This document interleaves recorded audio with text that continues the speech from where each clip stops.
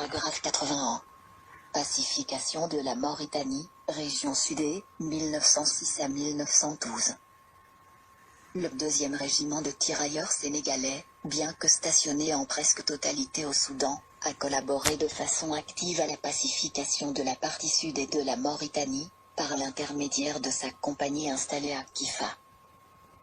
C'est le 26 novembre 1906 que la 13e compagnie, de Niro, quitte ce poste pour aller occuper celui de Kifa. Cette unité, alors commandée par le capitaine Saludo, avec les lieutenants Pinet et Clément, est à l'effectif de 6 sous-officiers européens, et 150 tirailleurs, gradés compris. Elle voisinait à Kifa avec le Goum commandé par le capitaine Payne, et ces 2 unités commencent de conserve dès le mois de décembre la série de reconnaissance et d'expédition qui va être sans interruption, pendant cette année, la vie journalière des postes de l'avant.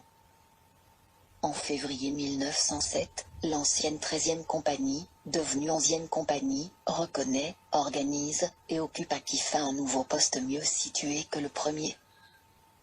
En juillet 1907, une section méhariste est organisée auprès de la 11e compagnie, commandée par le lieutenant Paquette. Elle se signale par une activité remarquable, et son utilité, et l'année suivante par sa transformation en peloton méhariste à l'effectif de 2 sous-officiers européens, 117 indigènes, et 120 chameaux. Au même moment, juillet 1908, la compagnie de Kifa, qui est revenue la 6e compagnie du 2e régiment de tirailleurs sénégalais, est portée à l'effectif de 200 hommes.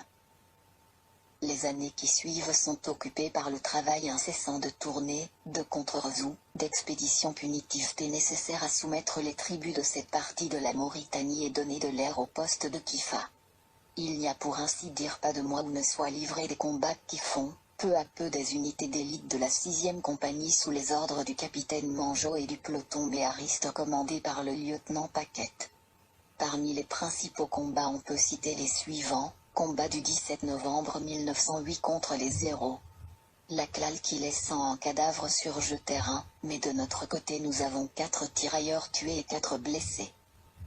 Affaire de El Bayed, 4 mars 1909, où après une marche rapide de 235 km en 4 jours, le capitaine Manjot à la tête d'un détachement de 50 tirailleurs avec une section de mitrailleuses, ayant fait sa jonction avec le peloton méhariste du lieutenant Arnaud renforcé d'une centaine de partisans morts, inflige une sévère leçon aux Zéros.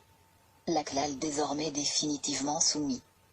Cette soumission est aujourd'hui effective. Il ne nous reste plus qu'à régler le mode d'exécution des conditions énumérées dans mon précédent rapport, et entièrement acceptées par les intéressés. Bien qu'une fraction dissidente de la tribu, sous l'autorité de Sidi Oudankaous, ait refusé de se joindre à ce mouvement de sagesse, on peut considérer que les opérations de police actives, sur nos occasions sont, à l'heure actuelle, virtuellement terminées.